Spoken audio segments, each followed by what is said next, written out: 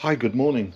Sunday morning, and I'm out taking a quick look at my BSA Green Laner based on a 1951 BSA D1 Bantam, but she's considerably different from a stock built D1 Bantam. She has a D14 engine in. She has a Australian made Bones electronic ignition system.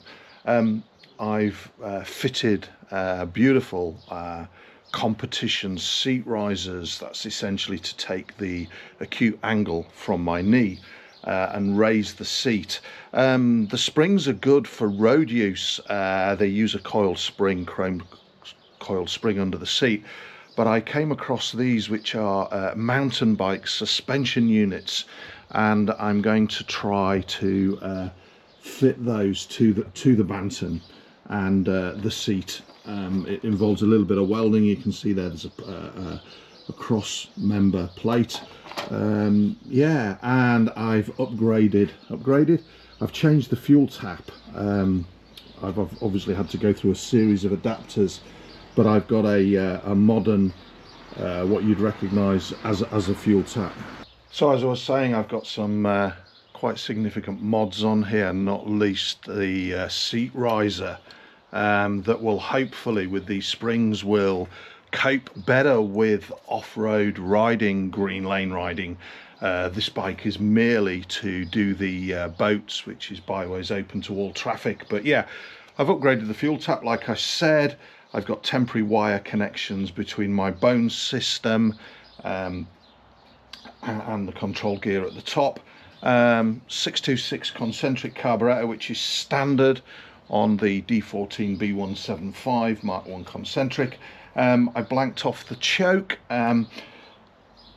Today's really about getting an inventory / assessment of where I am with this bike. It's been a number of months through the winter that I've not really touched this machine, but psychologically I think there's nothing better than getting an engine running on a motorcycle. So what I'm actually going to do today is not focus too much on the seat, although I'm going to do that.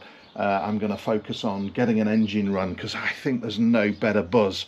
And then I'm using, you can see here, I hope you can, I've got steel and aluminium flat bar.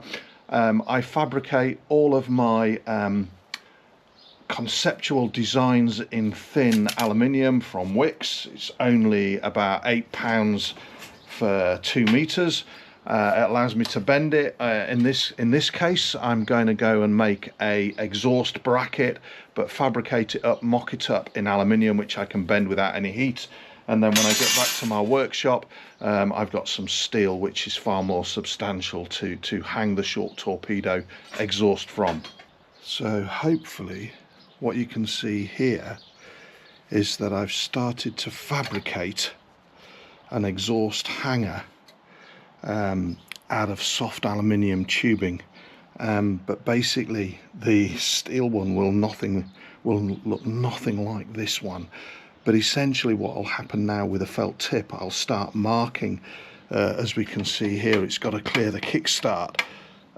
So I'll be literally marking minors 9mm here on this, and actually working out with felt tip how I actually increase. And you can see there, you know, it's bent, but this is all around conceptual engineering and building one-offs. So it literally is a special, well, for me it is anyway. And hopefully within a month I'll be out on the green lanes of Norfolk and Cambridgeshire, Northamptonshire and Leicestershire, riding some of those ancient Roman tracks. Well, she's running 33 to 1. She went about the 5th, 6th kick on the bike, but there's nothing better